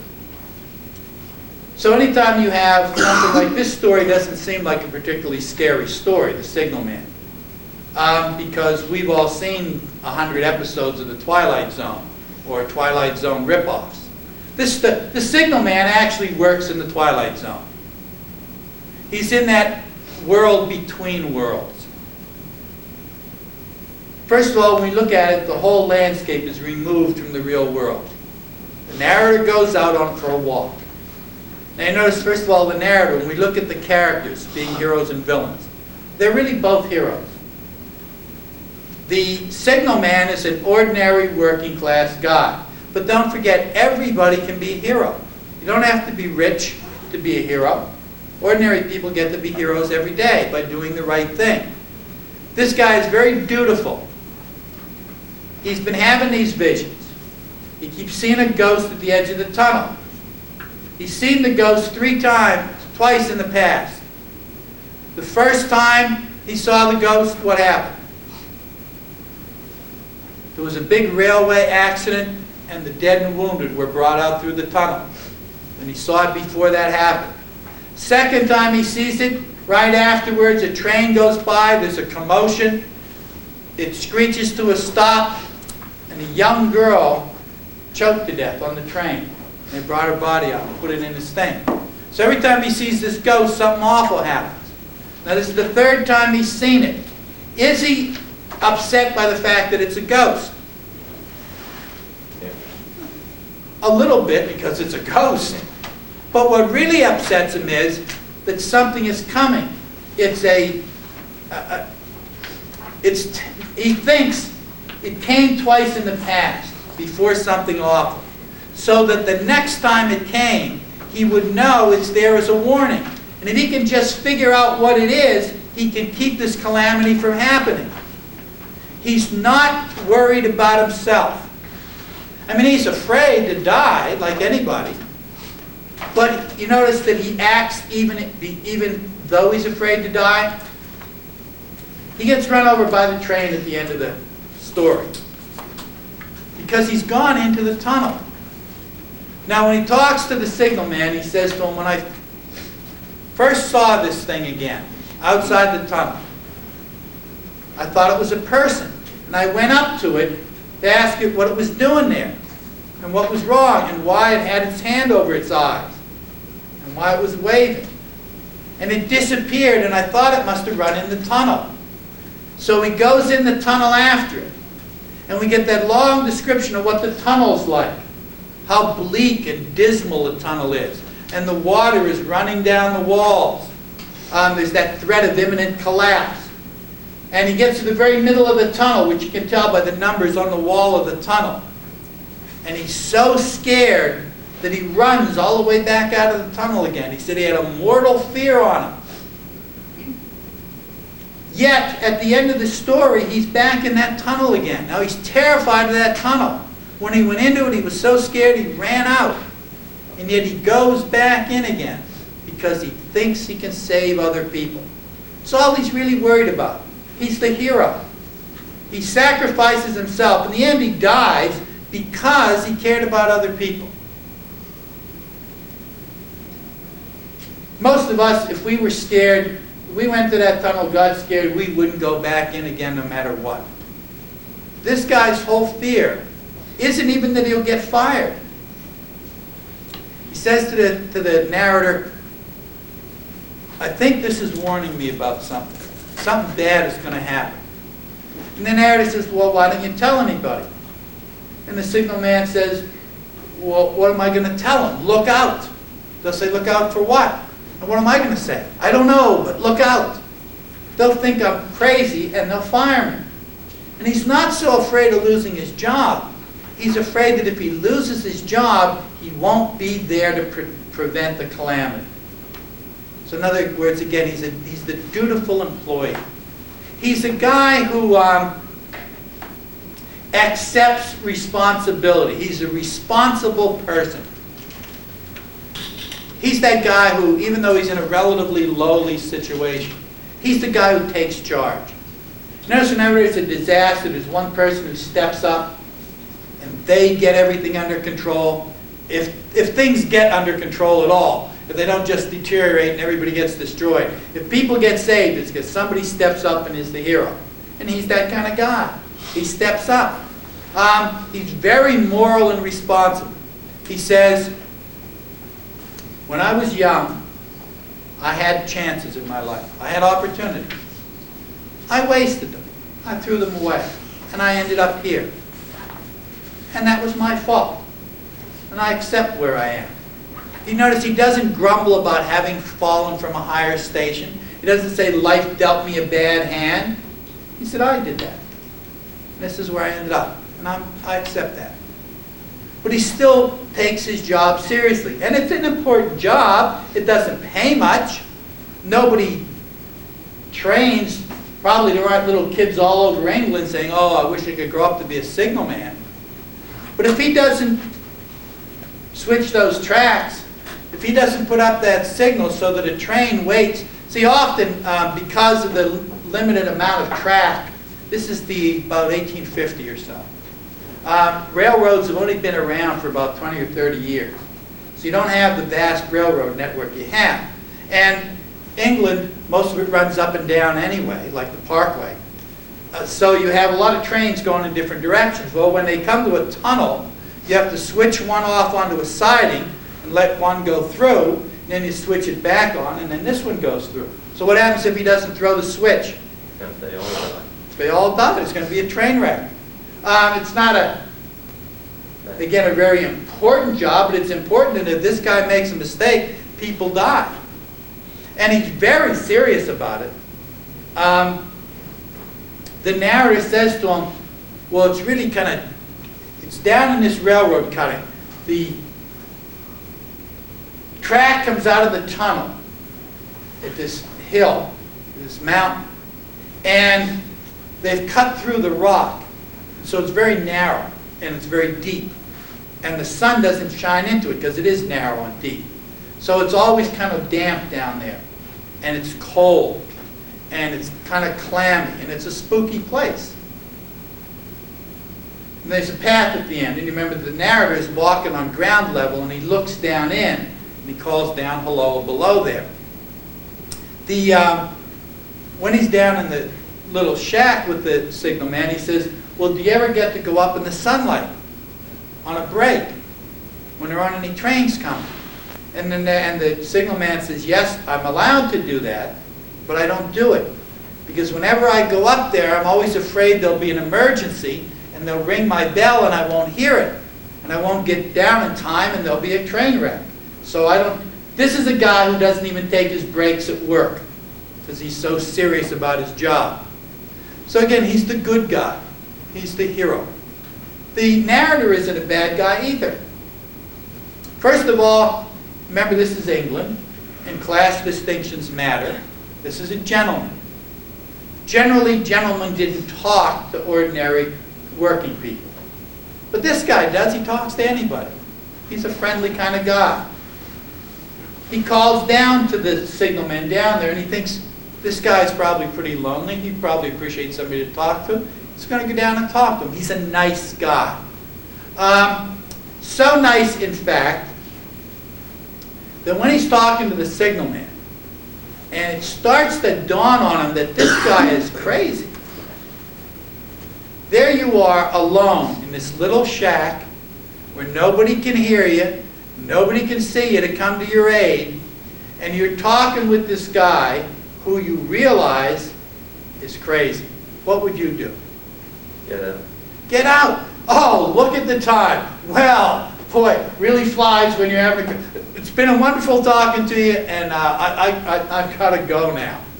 And you get out of there. But he doesn't. He stays. And he lets the signalman vent. He lets the signalman tell him what it is that's bothering him. In fact, he encourages the signalman to tell him. He does keep trying to offer rational explanations for things. But whenever he does, he's not really very sure of them himself. His first response is always an emotional response. The signalman tells him about the girl strangling. He says they brought her body in, and they put it right there. And the narrator starts. And he feels this cold chill up his back. But then reason comes in, and he tries to say, well, there must be an explanation for this. It was just a coincidence that happened. Of course, the coincidence has occurred twice, so it's really not all that likely. He thinks the signalman is maybe dangerous. He's not sure the guy can do his job. If he doesn't put that signal up, if he makes a mistake, people die. So he ought to tell the railroad people that they got a signalman that's cracking up. But he doesn't. How come? Because the signalman has treated him like a friend. When the signalman confides in him, he's putting his trust in that guy that the guy won't go and tell anybody and get him fired. So he can't betray that trust. But you notice he's ruled not by self-preservation. The narrator isn't worried about saving himself. He's worried about doing the right thing. The right thing is not betraying somebody who trusted him. On the other hand, he doesn't want to see anybody get hurt either. So he says to the signalman, look, you seem like you're able to do your job. So there's got to be something wrong with your eyes. You're seeing things that aren't really there. So I'll come back for you when you get off work, and I'll take you to a doctor, and we'll find the best doctor there is for this kind of thing, and we'll get to the bottom of it. And you notice there's the implication here that he's going to pay for it too. So he's going to pay to take this total stranger to a good doctor to make him all right again. Again, he's the good guy. He's doing the good thing. So the characters in the story are not heroes and villains. In this case, they're both heroes. The narrator in the story, and you see this also in Poe's story, it's first person. When we get to realism, you won't see that. Realism will be all third person.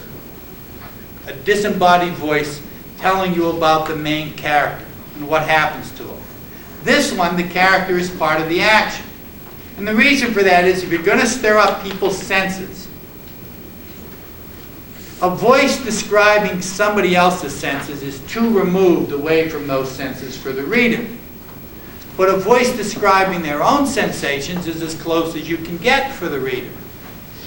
So you have the first-person narrative because it makes the sensory part more intense. It also allows the emotional state of the narrator to influence the emotional state of the reader. Because remember, that's what the romantic artist is trying to do. Control the emotional state of the reader to make it as intense as possible. And to do that, the writer is entitled to any manipulation that comes to hand. And the easiest one is if I tell you he's afraid. It won't make you as afraid as if I tell you, I'm afraid. So the first person is a lot more intense emotion, and it's a lot more intense sensation. And it's against the author manipulating people. The author wants to set the emotional tone. And the emotional tone he wants to set here is awe and fear. And he does it right from the very beginning.